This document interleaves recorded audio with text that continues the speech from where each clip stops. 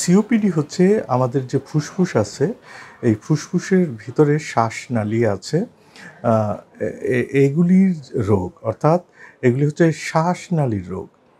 এবং ছোট ছোট যে শ্বাসনালী আছে, স্মল এবং মধ্যম মানের, সেগুলিতে এটা এক ধরনের প্রদাহ হয় এবং এগুলি সংকুচিত হয়ে যায়, যার মূল কারণ হচ্ছে ধূমপান। এছাড়া বায়ু দূষণ বা অন্যান্য কারণ আছে।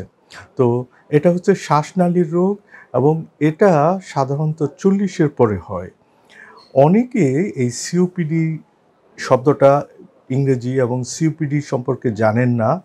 আগেকার দিনের মানুষ সিওপিডিকে জানতেন ব্রঙ্কাইটিস হিসেবে, সারা বছর কাশি হয়, কফ পড়ে, এরকম। আসলে দুইটা রোগ সিওপিডিতে সংযুক্ত আছে।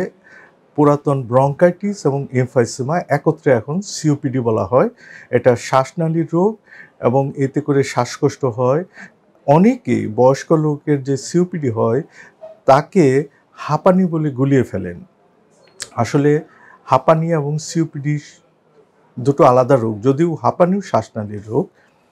হাঁপানি সাধারণত হয় হচ্ছে অল্প বয়সী যারা, তাদের ক্ষেত্রে।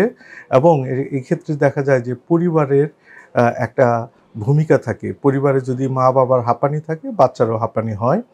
অল্প বয়সে শুরু হয়।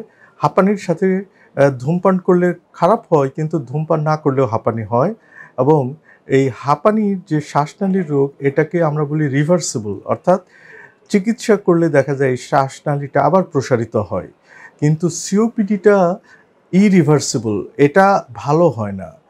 দিন দিন সিওপিডি খারাপের দিকে যেতে থাকে এবং সিওপিডিটা অল্প বয়সীদের হয় না, এটা সাধারণত 40-এর পরে হয়, বয়স্কদের হয়। এবং এটা শ্বাসকষ্ট, কাশি যত দিন যায় তত আরও খারাপের দিকে যায়। হাঁপানিতে পায়ে পানি আসে না, কিন্তু সিওপিডিতে পায়ে পানি আসে। অনেক সময় দেখা যায় হাঁপানি সমস্যা মাঝখানে আবার ভালো হয়ে যায়, তখন মনে হয় যে কোনো রোগই নাই, কিন্তু সিওপিডি সব সময় খারাপের দিকে যেতে থাকে। কিছু কিছু ক্ষেত্রে হাঁপানি বিশেষ সিজনে হয়, যেমন কারো কারো ক্ষেত্রে গরমে অথবা শীতের দিনে হয়। কিন্তু সিওপিডি সারা বছর থাকে, কোনো স্পেশাল সিজনে না। তবে শীতের দিনে সিওপিডি রোগীরা অনেক বেশি ভুগেন, বিশেষ করে সারা রাত কাশেন, শেষ রাতের দিকেও কাশেন। হাঁপানির এক্স রে করলে দেখা যায় যে তেমন কিছু নাও আসতে পারে, কিন্তু সিওপিডি একটু শেষের দিকে আসলে দেখা যায় যে ফুসফুসটা অনেক বেশি কালো হয়ে গেছে এবং কিছু চেঞ্জ চলে আসে। যদি স্পাইরোমেট্রি করি, ওই যে আমি বললাম যে know your lung function spirometry, হাঁপানিটা হচ্ছে রিভার্সিবল ডিজিজ, কিন্তু সিওপিডিটা ইরিভার্সিবল, এটা আর আগের অবস্থায় ফিরে যায় না।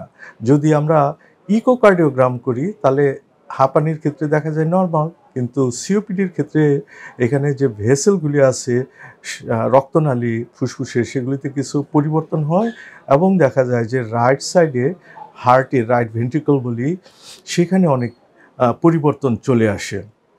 পালমোনারি প্রেশারটা অনেক বেশি বেড়ে যায়। হাঁপানি এবং সিওপিডি দুটো আলাদা রোগ। হাঁপানিতে ইনফ্লামেশন হয়, কিন্তু সেটা হয় মেইনলি প্রধানত ইওসিনোফিলিক ইনফ্লামেশন। সিওপিডিতে যে ইনফ্লামেশন হয় সেটা হচ্ছে প্রধানত নিউট্রোফিলিক ইনফ্লামেশন। এবং ওষুধের ক্ষেত্রেও পার্থক্য আছে। হাঁপানির জন্য প্রধান ওষুধ হচ্ছে স্টিরয়েড, আর সিওপিডির জন্য প্রধান ওষুধ হচ্ছে ব্রঙ্কোডাইলেটর। এবং হাঁপানিতে মৃত্যুর হার কম, সিওপিডিতে মৃত্যুর হার অনেক বেশি। বর্তমানে পৃথিবীতে 3 নম্বর মৃত্যুর কারণ হচ্ছে সিওপিডি। আমাদেরকে অবশ্যই হাঁপানি এবং সিওপিডি আলাদা জানতে হবে এবং সিওপিডি শনাক্ত করে অল্প বয়স থেকে, অর্থাৎ 40 বা তার আগে থেকে এটার চিকিৎসা শুরু করতে হবে।